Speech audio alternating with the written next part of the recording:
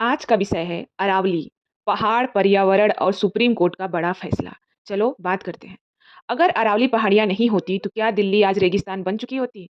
और अब सवाल ये है, क्या एक कोर्ट का फैसला अरावली का भविष्य बदल देगा? आगे समझते हैं अरावली क्या है। यह है अरावली रेंज, दुनिया की सबसे प्राचीन पर्वत श्रृंखलाओं में से एक। हिमालय से भी पुरानी है अरावली। करीब 670 किलोमीटर लंबी, दिल्ली से हरियाणा, राजस्थान होते हुए गुजरात तक फैली है। राजस्थान के माउंट आबू में स्थित गुरु शिखर इसकी सबसे ऊंचा बिंदु है। इसका इतिहास और भूगोल क्या रहा है? करोड़ों साल पहले बनी अरावली अरावली आज भी उत्तर भारत की जलवायु को संभाले हुए है। इसी ने थार रेगिस्तान को आगे बढ़ने से रोका है, बारिश के पानी को जमीन में उतारा है और जंगलों नदियों को जीवन दिया है। इसलिए इसे कहा जाता है उत्तर भारत की ग्रीन वॉल। अब देखते हैं कि अरावली की भूमिका पर्यावरण में क्या है। हवा की ढाल, राजस्थान की धूल और गर्म हवाएं उत्तर भारत की ओर आने से रोकती है। बारिश का पानी चट्टानों में समाकर भूजल को बढ़ाती है। तेंदुआ, सियार, लोमड़ी और सैकड़ों पक्षी और औषधि पौधों को ये जीवन देती है। जंगल कार्बन खोकर गर्मी कम करती है। यहाँ तापमान संतुलित रखती है, यानी अरावली बचेगी तो हवा पानी बचेगा। अब यह खबर है कि सुप्रीम कोर्ट का आदेश क्या है। सुप्रीम कोर्ट ने क्या बोला है? हाल ही में सुप्रीम कोर्ट ने अरावली को लेकर नई परिभाषा को मंजूरी दी है।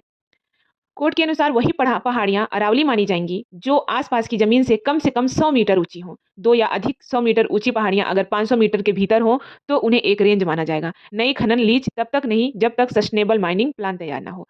आखिर विवाद क्यों हुआ? पर्यावरणविदों की चिंता यह है, 100 मीटर से कम ऊंची छोटी पहाड़ियां कानूनी सुरक्षा से बाहर हो सकती हैं। इससे खनन और निर्माण बढ़त सब कुछ बढ़ सकता है। भूजल गिर सकता है, वन्यजीव शहरों की ओर आ सकते हैं या वन्यजीव का खतरा बढ़ सकता है। वहीं सरकार कहती है 90% से ज्यादा अरावली सुरक्षित रहेगी, अवैध खनन पर इस तरीके से लगाम लगेगी। अब पिछले 30 वर्षों में अरावली के कई हिस्से खनन और शहरीकरण से क्षतिग्रस्त हो चुके हैं। कहीं पहाड़ आधे काटे गए तो कहीं पूरे गायब ही हो गए हैं। नतीजा ये हुआ है कि प्रदूषण बढ़ा है, जलस्तर घटा है और हमारे जंगल सिमटे हैं, जिससे जंगली जानवरों का आश्रय कम हुआ है।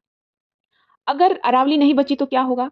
इसके इम्पैक्ट यह पड़ेगा कि दिल्ली एनसीआर की हवा और भी जहरीली हो जाएगी, सांस लेना मुश्किल हो जाएगा, पानी का संकट बहुत भयानक तरीके से बढ़ जाएगा, रेगिस्तान तेजी से फैलेगा जो कि अभी अरावली ने रोक रखा था। अगली पीढ़ी भारी कीमत, जो आने वाली जनरेशन, इन सब का भारी कीमत चुकाएगी। अब हम कंक्लूजन में कह सकते हैं कि रास्ता क्या है भाई, क्या किया जाए?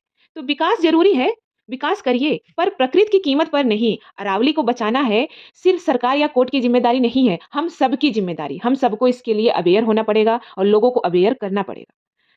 अगर ये जानकारी आपको ज़रूरी लगी हो और आपको थोड़ा-सा भी ज्ञान बढ़ाने में मदद की हो, तो वीडियो को शेयर कीजिए और हमारे चैनल को सब्सक्राइब कीजिए, क्योंकि जागरूकता ही संरक्षण की पहली सीढ़ी है। और कमेंट में लिखना ना भूलिए, सेव अरावली, सेव फ्यूचर।